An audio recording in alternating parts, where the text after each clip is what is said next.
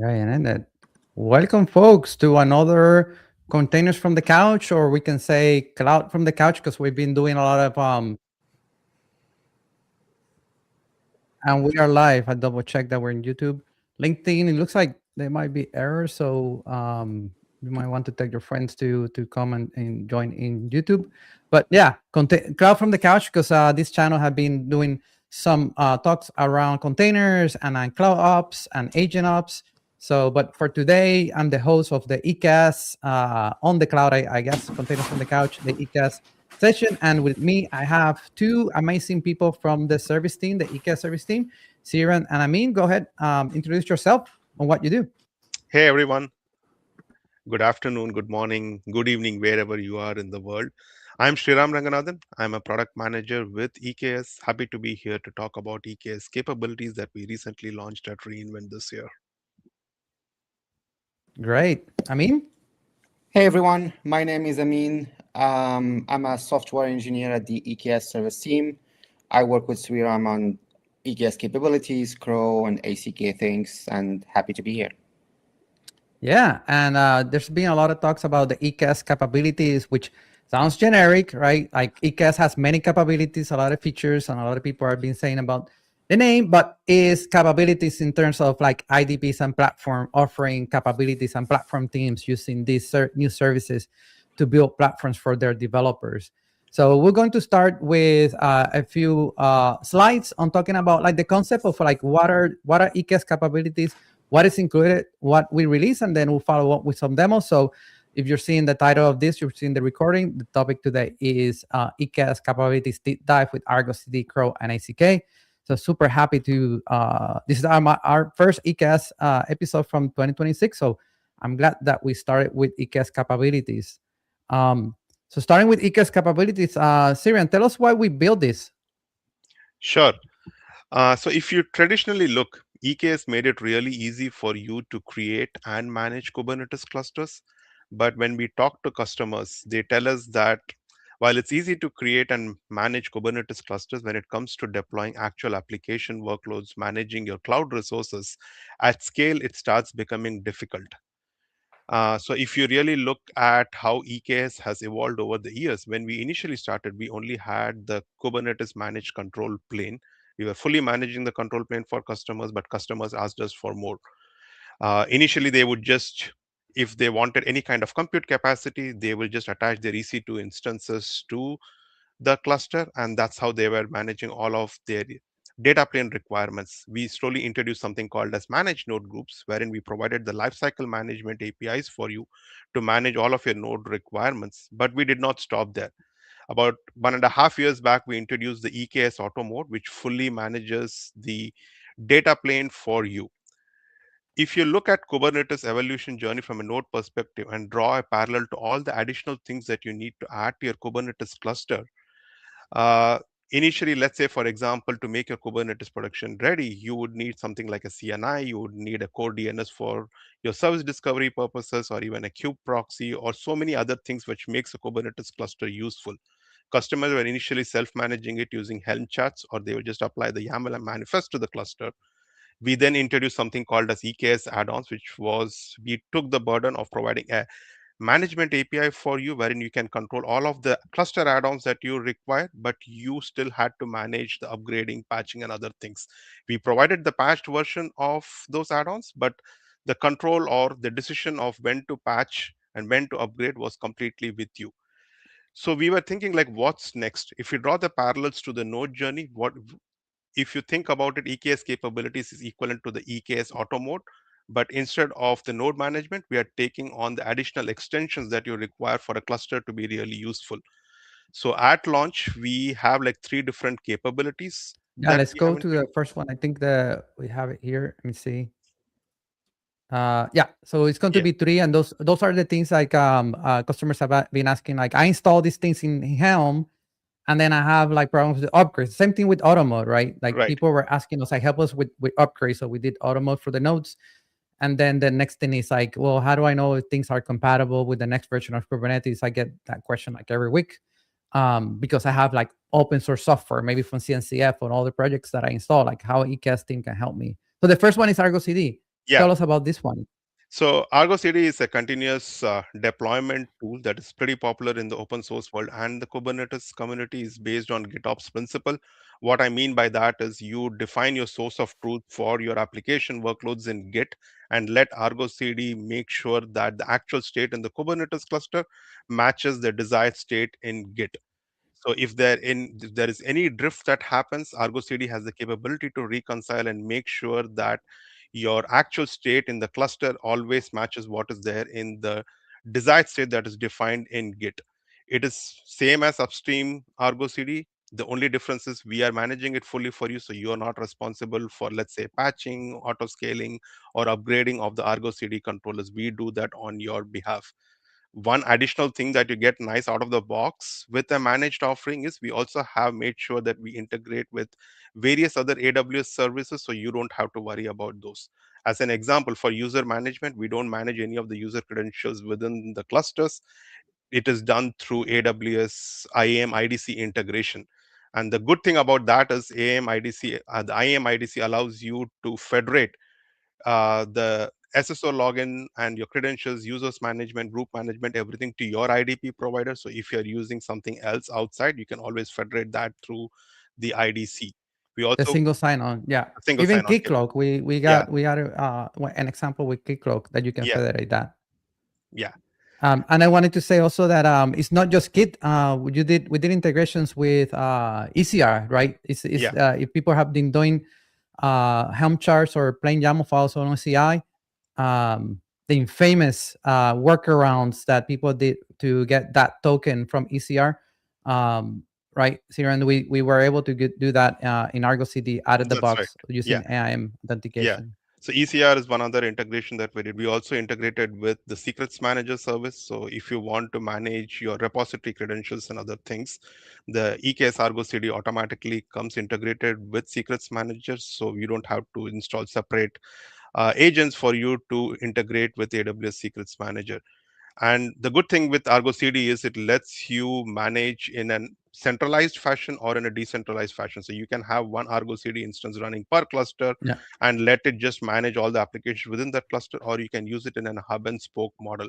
The most popular thing that we see with our customers is the hub and spoke model, and that is one of the powers of Argo CD. And the good thing there is, traditionally, if you were self-managing it yourself, you also have to think about the networking between the hub cluster and the spoke clusters. With managed Argo CD, you don't have to worry about the networking aspects of it, so we take care of that automatically for you. Yeah, I think in every KubeCon that have been in the AWS booth, somebody comes in walking and asking like, how do I connect that Argo CD to a cluster that is in private mode or is in a different region? So Yeah, now you can connect even if it's a different region, different account. account, different VPC, doesn't have to be public. So yeah, we'll go deeper into that example. Yes. So then the next one is ACK, Yeah. or I mean, the people pronounce it like ACK, or is it ACK? It's ACK, and some people call it ACK, and it's fine, but we prefer ACK. Yes. Okay. So So, go so ahead. Yeah, so ACK is another capability that we introduced with the launch of EKS capabilities. It basically allows you to manage your AWS cloud resources in a Kubernetes native way. So if you traditionally think about it, let's say if you want to deploy a web application that consists of various Kubernetes related resources, and those web application might be dependent on, say, certain AWS resources, let's say S3, for example, or let's say, for example, it depends on a DynamoDB table. How would you traditionally create it? You would have your own IAC pipeline, which basically provisions all of the AWS infrastructure requirements. Then you switch context, and then you use something like kubectl or some other tool to basically deploy your Kubernetes application. With ACK, you can define your AWS cloud infrastructure requirements alongside your Kubernetes resources in a Kubernetes native way. So you don't have to switch context. You can manage everything using the Kubernetes API. Yeah, and that's usually where like platform teams get into the ticket hell, where like we know how to deploy these Helm charts and YAML files, but I need an S3 bucket, or I need a DynamoDB, or I need an RDS, and then you have to go through a different process of creating that, and then coming back with those values, right, and manually like put them in there, or things like pod identity. But ACK also needs to be orchestrated. That's some feedback that we got of like, if I create a VPC, I need the VPC ID for the next object to create a subnet thing. Or if you're creating a policy or a role, you need that AIN to pass it down to next object. So people were trying to use Helm, but they were not successfully because you have to wait for something to be created, and that's why we introduced KRO, right? But before we go to KRO, how is this thing? These three controllers. I thought we had KRO. Yeah, KRO is in this picture. So let's talk about KRO in this picture because we have it here. Yeah. So KRO stands for Kube Resource Orchestrators. It's one of the new projects within the AWS and the cloud community. We recently open sourced it, and the EKS capability also provides a managed offering for KRO. With KRO, the advantage that you get is, let's say, for example, we took an application of a web application. A web application might include, let's say, for example, a deployment, a service definition. There might be a config map. There could be secrets associated with it. And there could be some associated AWS resources, let's say, for example, an S3 bucket or a DynamoDB table. Every time you create a web application, your customers need to know about all of these different moving parts. What KRO does is it allows you to create useful abstractions to basically simplify what your customers need to understand when they have to start consuming, let's say, for example, your Kubernetes clusters for deploying their web apps. Not everybody needs to be a Kubernetes expert, and KRO allows you to do that. With KRO, the platform teams can basically define, this is what a web application means. It consists of these moving paths, and you once deploy it to your cluster, and then you can hand it off to your customers so that they can just create instances out of it by passing some basic parameters like a web application name, the region in which needs to be deployed, and the number of replicas that they need to run. They don't have to worry about all the moving parts of Kubernetes.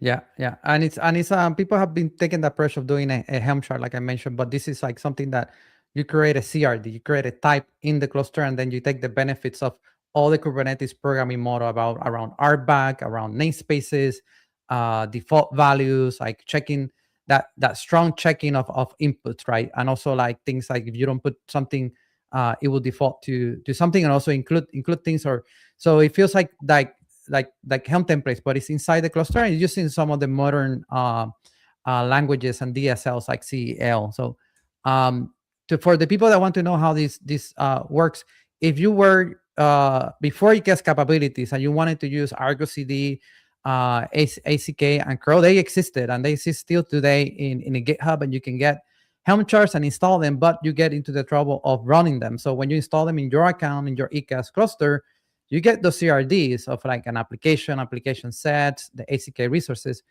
But if you install ACK, for example, I mean, like it's around 50 controllers, right? So there will be like 50 pods for if you're going to install the ACK things. For ArgoCD, in the HA mode, you would install the Redis, like 3 replicas, the application controller, the API server, the application set controller, the repo server, all these pods that you have to decide of how much memory I'm going to give them, how much CPU I'm going to allocate. I need to pay for nodes to run them.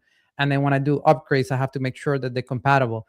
So that's where like the platform teams were saying, like, I'm spending too much time on managing these pods and these controllers to offer these services, where I could be spending my time in creating the abstraction. So that's where we kind of like, and I think we have people in the chat. Daryl mentioned that this is similar to auto mode, where now we're moving into the EKS account, right? There's always an EKS account running these controllers, all these pods or controllers, and you don't see them. You don't. If you do kubectl or kubectl get pods, you don't see any SEK pods, you don't see any curl, you don't see any ArgoCDs, but you see the CRD. So you don't have to worry about like how many resource requests and limits you have to put, node affinities, anything for those pods, how much to scale them.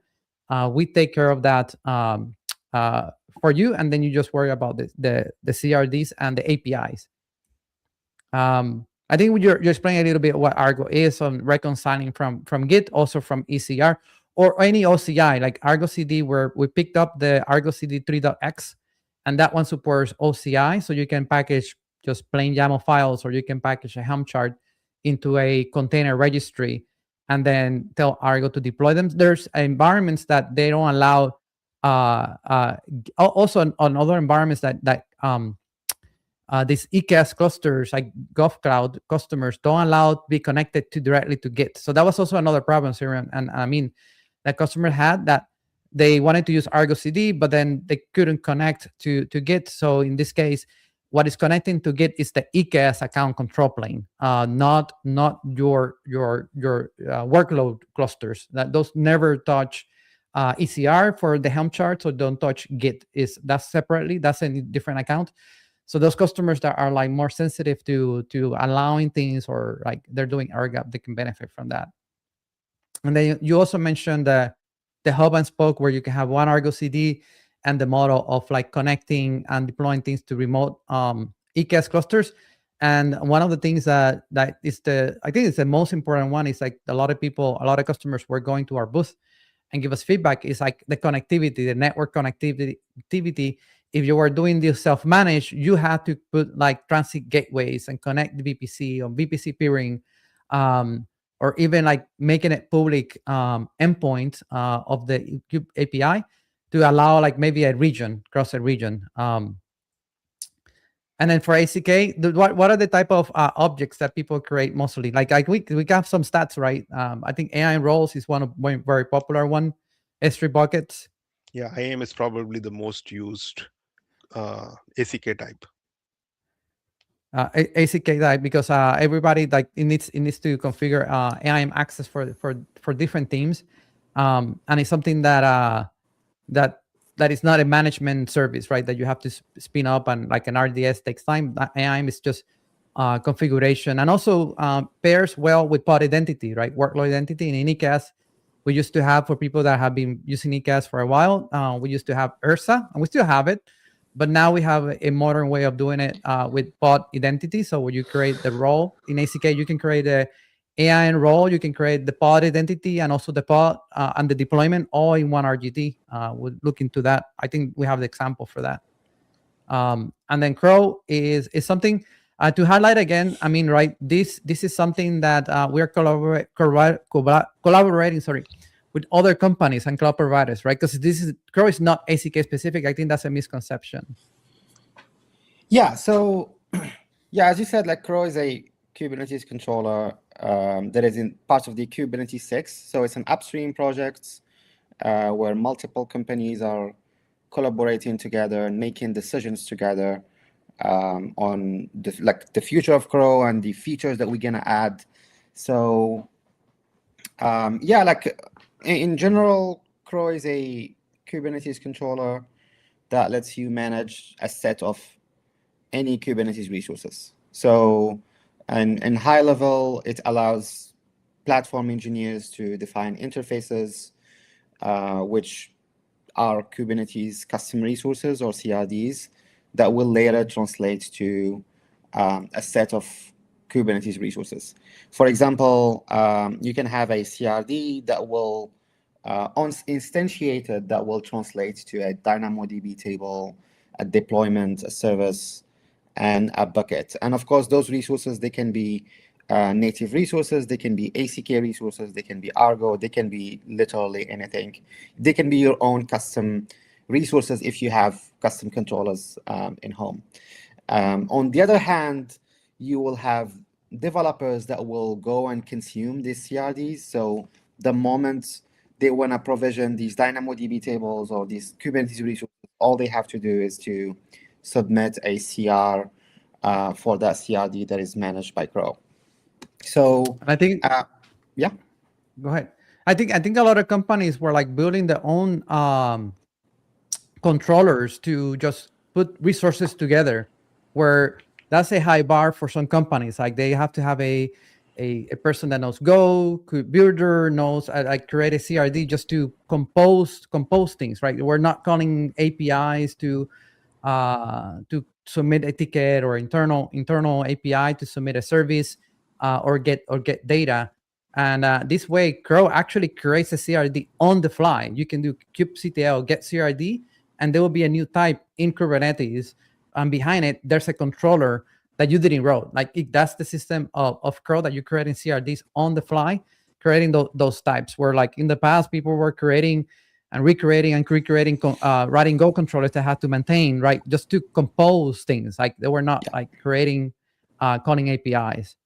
So we'll go, let's go into, yeah, so this is kind of like what I mean, mentioned, like if you were going to create this individually things, but with curl, you can like specify with that cell expression of like, I want the output, right, the status or something from the spec from this resource. And when that value shows up, then it gets passed to the next value. So yeah, that's how you can even deploy a full EKS cluster, including a VPC. You can create the VPC, then create the subnets, and then when you create an EKS cluster, you have to have the subnet IDs. So as things pass along, curl knows when to create something versus other systems that were trying to create everything at once. I know some other systems were trying to create everything at once, all these objects at once, and failed and continued to reconcile again and again. And then they had a trouble where if you do it at massive scale, the AWS API would limit you, like saying, this is abuse. Like, why are you calling things if you're having valid data? So curl is able to scale in this way that only creates the things where it has the data in place. So you don't have to make a call to the API in AWS and waste on that and then hit some of the limits, right? Because we think it's abuse that you're hitting it. So that makes the curl more efficient and be able to scale. I think that's it for it. Let me move it down and we'll show you in the console where you can find EKS capabilities. Sirens has that in the console. So let me put Sirens page up. And if you have questions, please post them in the chat. I mean, I think we have one quick one. Do you have an Argo Spoke Hub example? Yes. We have many of those. Actually, I'll post a blog post that we did recently on that. But it's the same thing as open source ArgoCD. Add a way of doing it, adding a secret. But instead of giving all these details, you just give the EKS cluster ARN. Doesn't matter where it lives in the AWS cloud.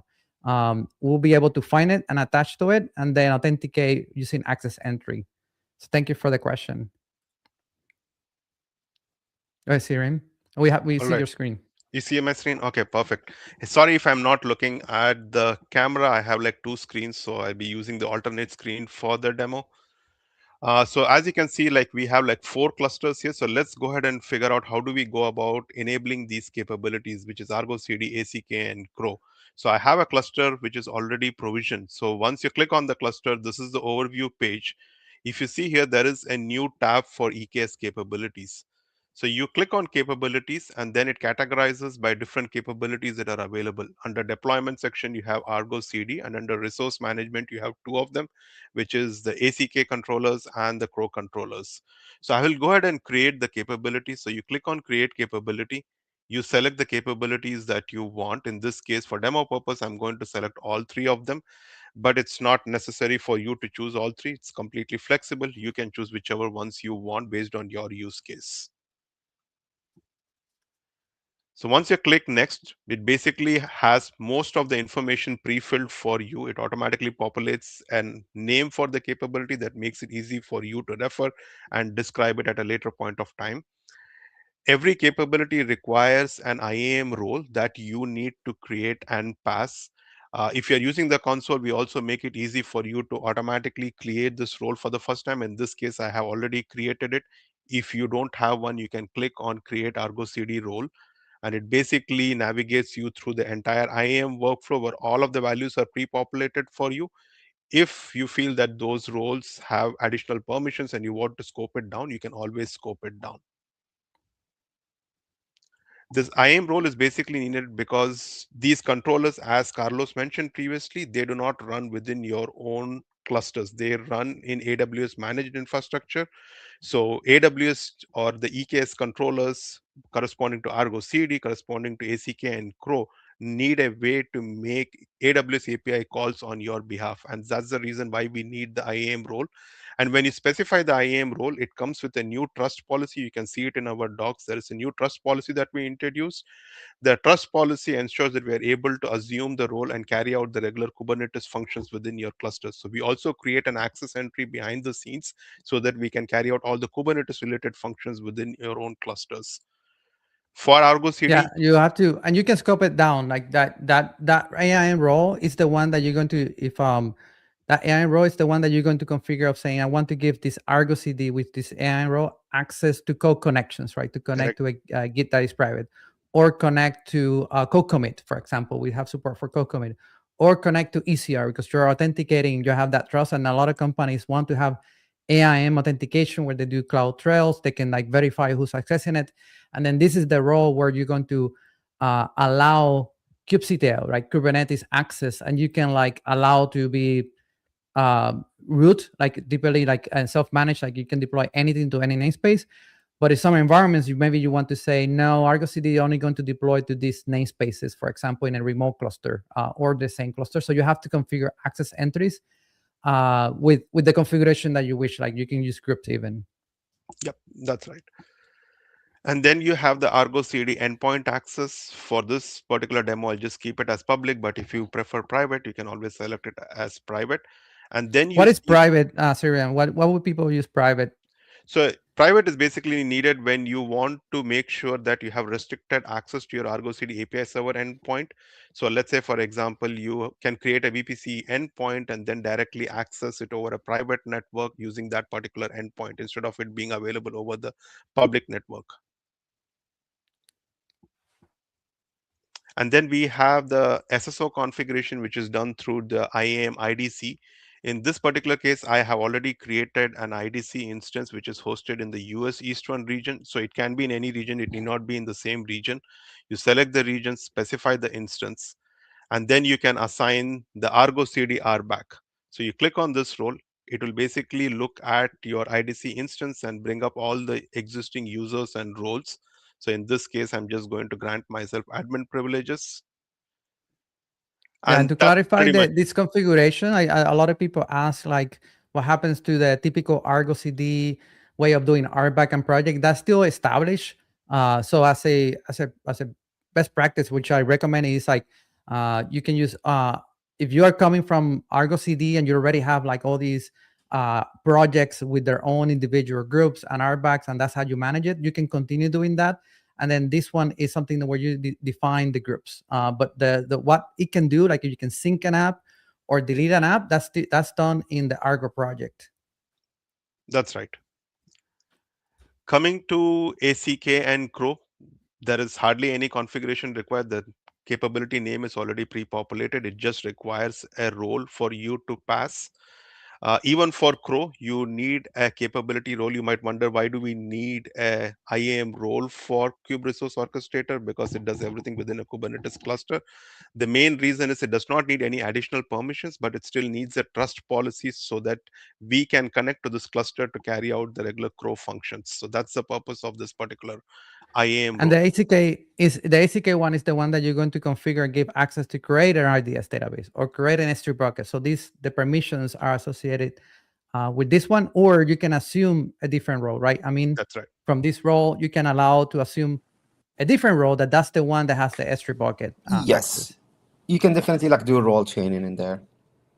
And ACK has a, call it like a selector, right? AIM selector that you can have an object that represents the AIM, again, with ACK and do that. And then so ACK would not be touching your kubectl, would not be creating namespaces, would not creating secrets, would not create it. CRO is the one that you will be configuring in the access entry. That's the one that is going to create an object, right? An ingress, a secret, a config map. So you have to allow that access. Cool. So once all of this information is entered, we basically click on next. It basically gives you a chance to review all the information, and then we hit create. It basically goes and starts provisioning all of these capabilities for you within the cluster. It takes about 2 to 3 minutes for this to provision. We will not wait. As you can see that currently it's in the process of creating. We will come back and revisit this later. I have another cluster where I have all of these pre-created so that we don't have to wait for these resources to get provisioned. So as you can see here, I have two different clusters here. So I have something called as a platform cluster.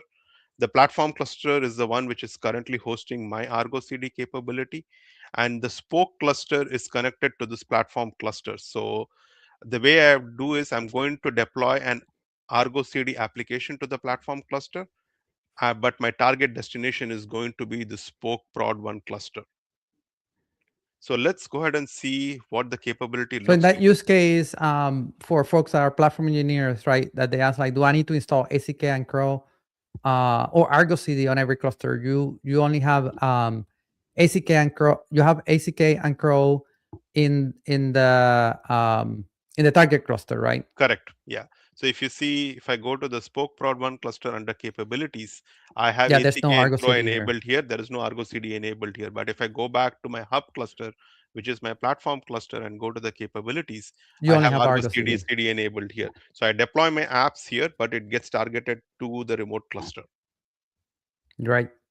So I click on Argo CD. It basically gives you the basic information when it was created, the various users, the groups that are available, and then you have a way to easily access the Argo CD UI. So you click on this, it basically launches the Argo CD UI. If you're not authenticated it will ask you for your SSO credentials. You log in, and then you would basically see the Argo CD UI. And So CLI is supported, Ethereum? yes, StreetLA is also supported. You can work with Argo CLI. That's not an Yeah, no issue. special CLI from AWS or anything like that. The Not at Argo this CD time. from the We still project. use the native CLI. Yeah. So Yeah, you can continue using that if you're using it today. right. So as you can see, I have like two applications already deployed here.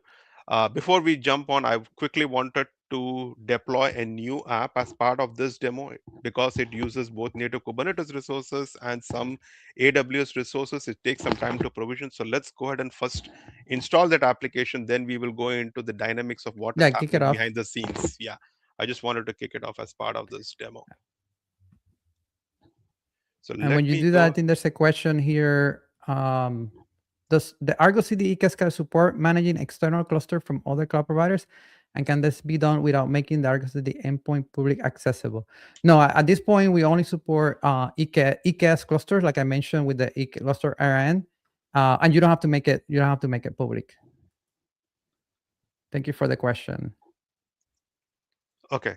So what I just did is I basically went ahead and created a new application. I applied a new application.yaml in the Argo CD namespace within the platform cluster. And this is what the application definition looks like. So I'm basically defining an application. The name of the application is task tracking demo. It gets the manifest from this particular repo, which is my repository, and it comes from the manifest path. So it's going to look for all the manifest within this particular folder. And as you can see, it is getting deployed to Spoke Prod 1 cluster, which is the remote cluster, which is connected to the hub cluster. And the namespace where this is going to be deployed is called as task tracking demo. So let's go back to the Argo CD UI to make sure that we can see if it is getting deployed or not. So as you can see here, previously we only had the e-commerce and the task tracker CRO. I just created this particular app, the task tracking demo. So it is saying it is healthy and synced. It will take some time for the AWS resources to become healthy. I do not have like custom health checks present here. So that's the reason why you see us healthy, but it takes some amount of time. But let's see what Which happens. AWS resource is creating a database? It's creating a DynamoDB database. It's creating an S3 bucket. So let me Okay. refresh the page. So if you come here, if you look at the task tracking demo app, so there are some Kubernetes resources. There is a config map, there is a service, there is a service account, a deployment. But then you see we also have like a table, which is nothing but a DynamoDB table that I'm creating as part of this app. There is also an IAM policy and an IAM role. All of this gets provisioned. And the deployment basically is spinning up 5 different pods within my Kubernetes clusters for this task tracking application. Great. So let's go to the source manifest. So if we see, we deployed it from the task tracking app repository, which is the repository which I'm within.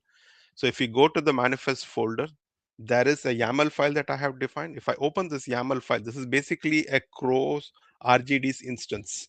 If you see So the this is the interface that Amin was talking about on like the interface that platform engineers want to give no, their this is not the. developers. Yeah, this is basically the interface that they want to give their developers. We will go and see Yep. how platform engineers can go about defining what their customers will consume. So let's say, for example, if you are distributing a web application, or let's say a task tracker application in this case, to your customers, all they need to give you is basic information like which namespace they want this particular application to be deployed, what is the name of the app, what is the color, the theme color that I chose to use, which region, things like those. Just some basic information. They don't have to worry about all the different Yeah. moving paths. And this is an example, right? Platform teams that have more tight control, right? And they don't want to.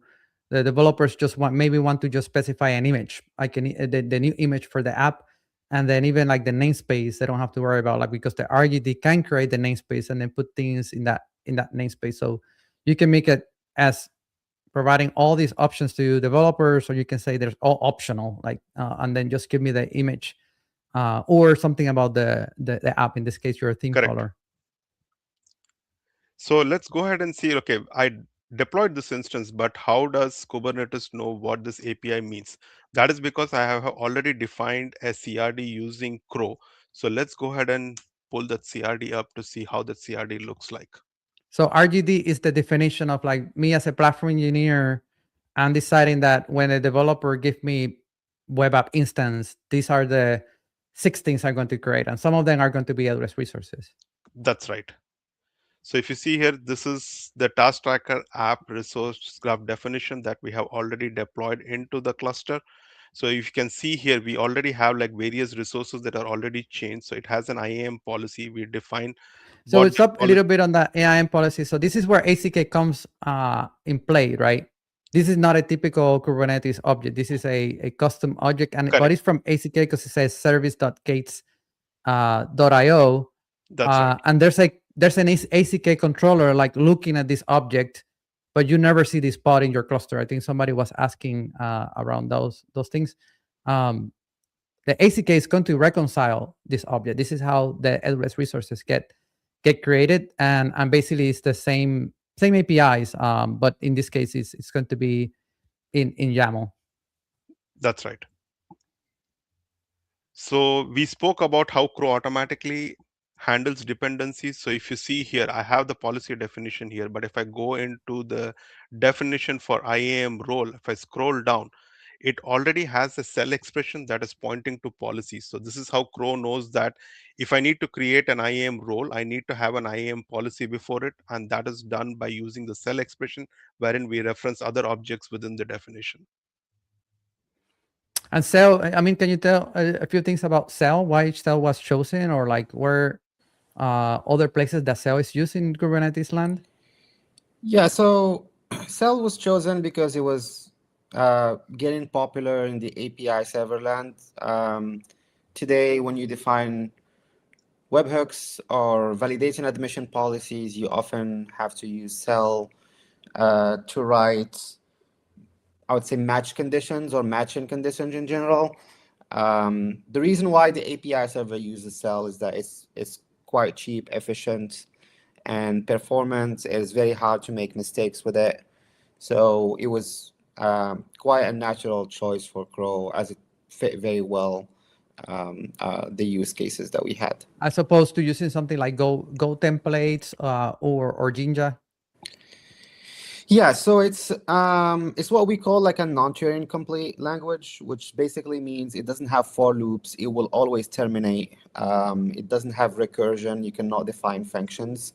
And those properties, while they sound limiting, they are in fact actually very useful when you're running a controller that does a lot of reconciliation and a lot of computation all the time. So naturally, what KRO inherits from that is a lot of memory safety and a lot of security, actually, criteria that KRO inherits from the fact that it's just using cell.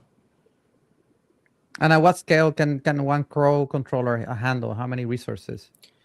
The most we have scale tested was around 125,000 resources managed by KRO, and that kept the memory usage like in the gigabytes, like just like single digit gigabytes. I don't remember the exact numbers, but it was something in the 5 gigabytes, something like that.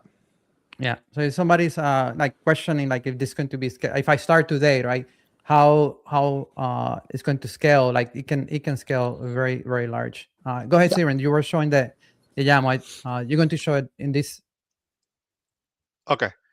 Yeah, so that's the basic thing I wanted to cover from a YAML perspective. I think our resource or the application should be ready. Let's go ahead and query the service to pull out the load balancer URL to see if we can launch that particular application. So I'm going to the new namespace that we just created as part of this app deployment. I'm trying to pull out the load balancer URL. So here is the load balancer URL. So let me copy this. And that comes from the service that is included in the RGD. Correct, yeah.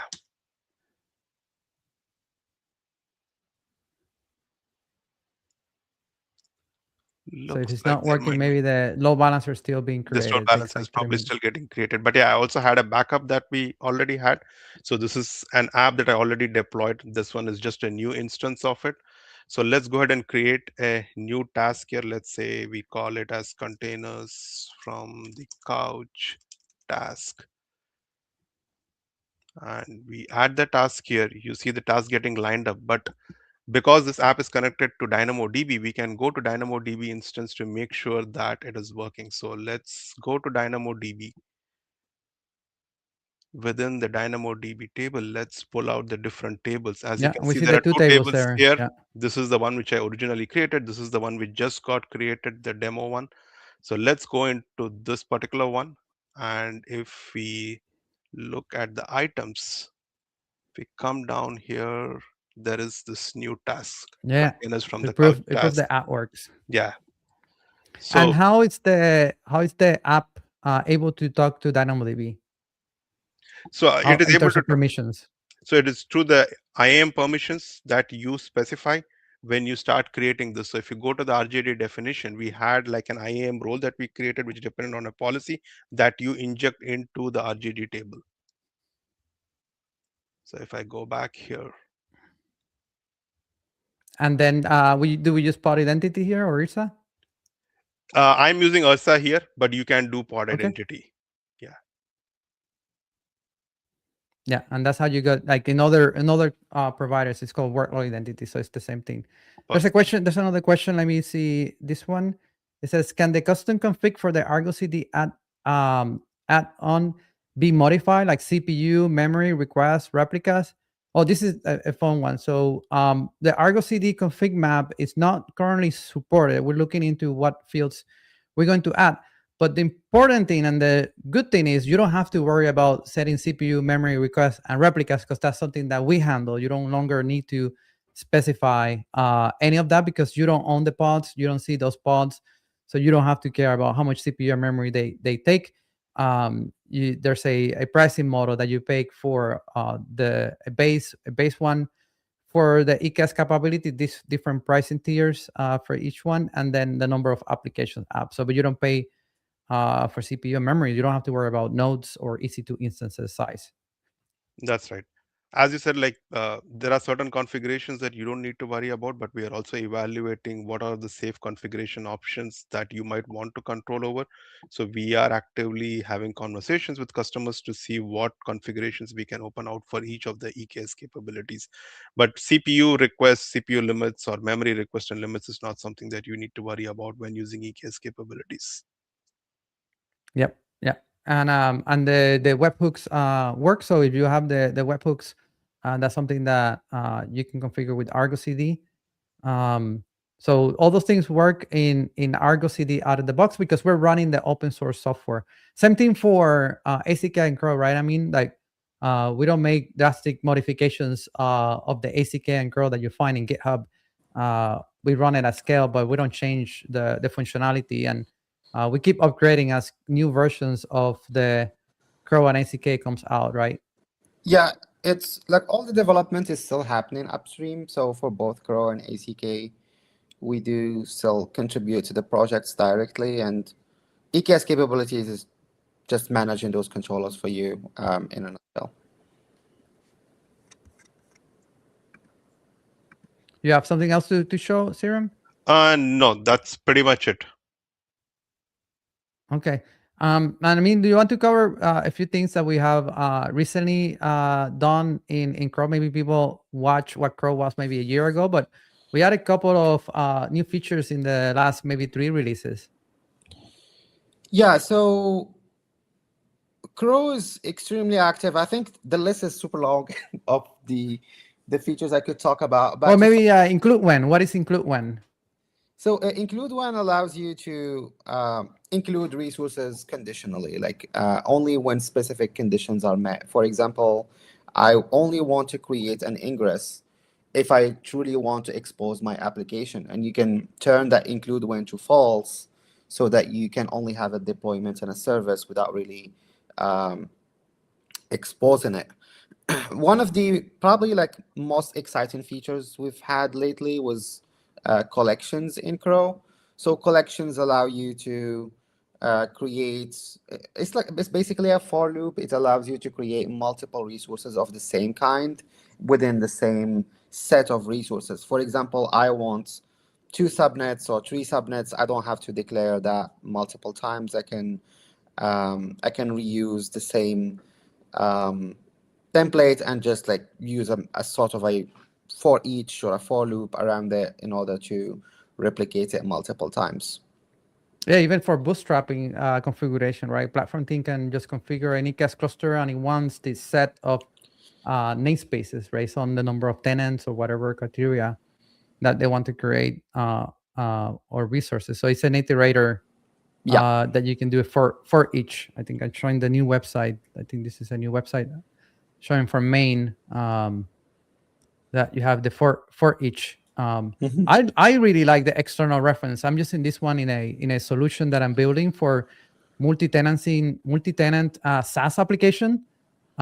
So the external reference is I want to pull out a value of another Kubernetes resource that exists, but I didn't create in my RGD. So that's very beneficial in terms of multi-tenancy. I'm creating a solution where I have an RGD that defines share resources, like a DynamoDB table, an S3 bucket, a node pool, and then I'm going to share those with multiple tenants. And this is maybe the basic tier or the pool tier. So I can define a tenant definition, but it's going to refer to the table name maybe, or the information of the S3 bucket that is in the pool, and that it was created beforehand. So I don't have to create everything in the RGD. I can create things in different RGDs. Like it was created by a different RGD, but external reference, you can pull out information from something that it already exists. Another pattern is when you want to have like configuration centrally, right? I mean, people may create a config map and say like all the RGDs will grab this information from the central place. Maybe it's the region, right? Or it could be a specific URL. So they can grab that information when they compose from a central configuration. So it could be a composition configuration, right? Example. Yep. What's cool about this feature is that it allows KRO to watch those resources as well. So basically, like if you go, your external ref changes behind the scenes, like KRO should react to that and detect the changes and reconcile against them. So it's watching when I change my config map, it will get an event? So yes, and this is scheduled for 0.9, which is going to be cut just next week. Basically, like that, 2 things being added to external refs is the global watches, which is basically like, hey, react to every single change. And the other one is watching, actually like doing an external ref using label selectors. So what if you want, like if you had a set of external refs instead of just one? Say you have, like you wanted to count how many config maps you have in a specific cluster, or if you wanted to see how many CRDs, and for each CRD create an instance, for example, that's something you should be able to do with external refs. So that's globally, right? Because we're not watching a single one, but you're watching the global count of the resources? Yes. Okay.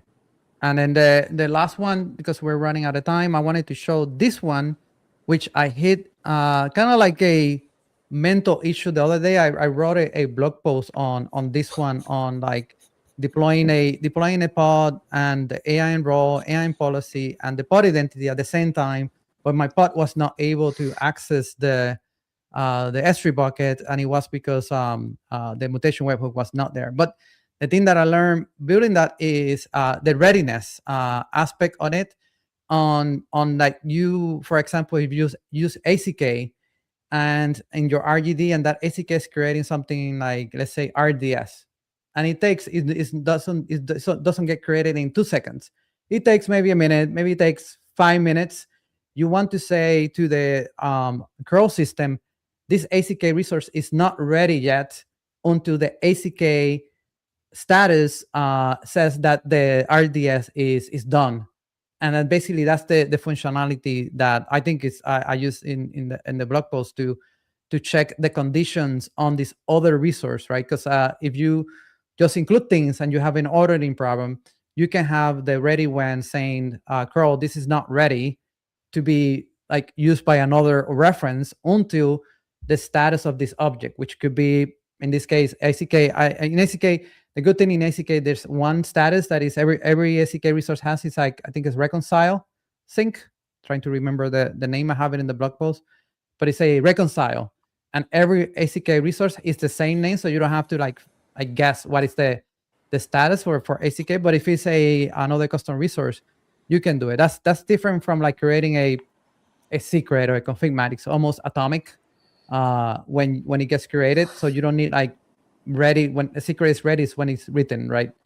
So that's something that you can. And then we already talked about conditions. So let me see if there's more questions in the here. It says no, there's no more questions. I'll take that offline, and we're running out of time. So thank you so much. Anything else to cover about ACK KRO? I think the ACK has a nice website now, which I love. This is the GitHub repo, but the website is revamped. So if you visit ACK last year, this is a new one. And then browser controller is super easy. So if you're asking like what AWS resources are supported, this is a simple way of seeing it. There's 63 resources, each services, sorry. And every service can have more than one CRD. So there's, if you do kubectl get CRDs in your ACK controller with EKS capabilities, you're going to get a very long list. And if you have any specific ACK service that you don't see here, please reach out to your account team or reach out to the team in GitHub or in Slack. We are available and we can evaluate. But most of the common ones you can see here: EC2, EKS. You can create lambdas, SMS, like all the things that platform engineers put together to provide that interface to developers are located here. Multiple databases, EFS. So if you don't see something here, and the team is working on adding more, right? I mean, and there's a few that are in beta. Correct. Yeah. Beta. And no, we don't have preview. I think we call them preview. Yeah, it's just GA or preview. Basically, if it's tagged 1.0, it's going to be GA. Cool. Somebody asked, like, where do they access this recording? It will be here in LinkedIn or in YouTube. You can come back and you can see a lot of the episodes. And let us know which other feature of EKS you want to see presented here. And I will do my work to bring the experts from the service team, just like Amin, Syrian, that are building and supporting these features as we speak. So with that, I want to say thank you to everyone that joined live, and also thank you if you're watching the recording. Leave a comment and follow the channel. Thank you so much. Thank you, Syrian. Thank you, Amin. Great show. Thank you. Bye. Thank you, folks. Bye. Stay for a minute.